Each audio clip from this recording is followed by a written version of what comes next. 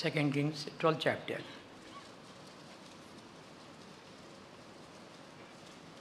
కనుక అధ్యాయం యోవాషు కాలం 15వ వచనం.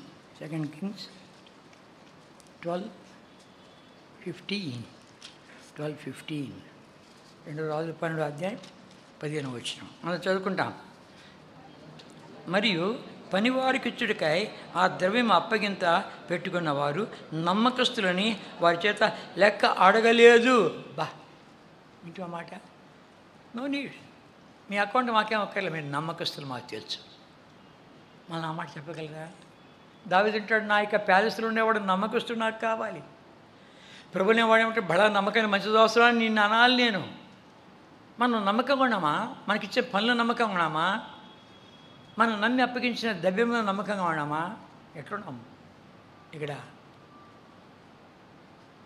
అకౌంట్స్ ఆఫీసులో దొర్రరాజు ఉండేవాడు. ఆయన ఎంత నమ్మకస్తుడంటే, ఆయన చనిపోతే భక్సింగ్ గారు ఏడ్చాడు.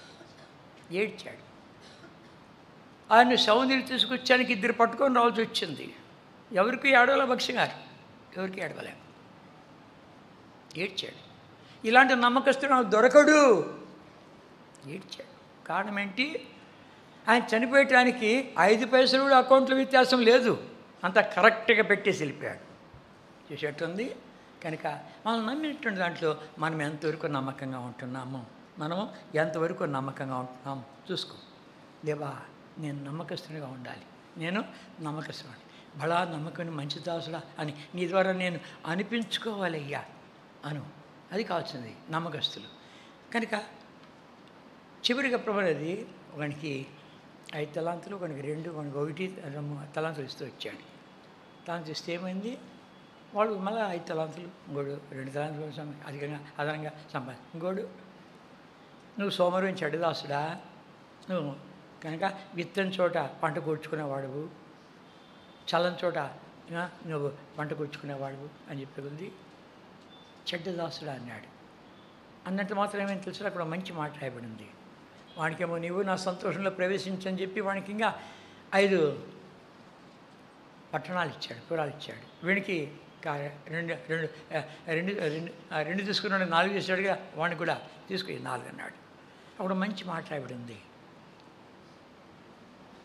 సోమవారి చెడదాసులు అని చెప్పి ఆ నాణ్యం ఇదే, ఆ తలాంతు ఇదే అని చెప్పి ఏమన్నాడు తెలుసునా? ఆ తలాంతు తీసి కలిగిన వాడికి లేని వాడి యొద్ద నుండి కలిగినది తీసివేసి ఉండేవాడికి అంటే ఏంటి? లేని వాడి యొద్ద నుండి కలిగినదియు అంటే అర్థం ఏంటి? వాడిది ఉంది, వాడిది ఉంది కానీ లేనట్లు చూస్తున్నాడు. కనుక చాలామంది అలాగే నాకే 5 తలాంతులు ఇచ్చింటే నా తడాక చూపించింది ఏమనుకుంటువి, అది మన సంగతి. నాకు పోయి 1 ఇస్తాడా? ఇస్తే 2 ఇచ్చాడు, కనీసం 5 ఇస్తాడా? 5 చూద్దే వద్దురా పో. అందరికీ స్థానం కావాలి. ఇందాక టీవీలో విట్టు వచ్చాడు కదా, స్థానం కావాలి, అధికారం కావాలా. నా పేరు లేదా అంటే ఇక్కడ నన్ను కింద రాసేవా అంటే అర్థం ఏంటి? ఇప్పుడు గమనించాను నేను, నన్ను పైకి ఎక్కిస్తేనే వస్తాలు ఎక్క రానుబో. పెత్తనం కావాలా, అధికారం కావాలా, అసూయ కావాలా, ఇవన్నీ లోపల గూడు కట్టుకో ఉంటాయి. కనుక నమ్మకస్తులు అంటే వాళ్ళు లెక్క అడగలేదంట. ఇంకొస్తున్నా కూడా ఇంకో రాజు కాలంలో కూడా 20 అధ్యాయం 2 రాజులు 20 అధ్యాయం యోషియా కాలంలో 7వ వచనం, 22వ అధ్యాయం 7వ వచనము. ఆ అధికారులు నమ్మకస్తులని వారి చేతికి అప్పగించిన ద్రవ్యం గురించి వారి యుద్ధ లెక్క పుచ్చుకొనకుండిరి. చూసేటుంది, లెక్క పుచ్చుకోలే. ఎంత మంచి మాట! లెక్క పుచ్చుకోరులే అని చెప్పి ఇష్టానుసారం జీవించాను కాదు. 5 పైసలు కూడా లెక్కలో తక్కువ లేదంట, అన్నీ కూడా కరెక్ట్గా రాసి పెట్టాయంట. ఒకసారి నేను వెళ్ళింటే ఆ రూమ్కు, ఏది అకౌంట్స్ ఆఫీస్కు వెళితే ఏం చెప్తాల్సిన ఓ బ్రదర్తో అంటున్నాడు, నువ్వు ఇంటికి పోయి ఒకసారి చూసుకుంటే మంచిది.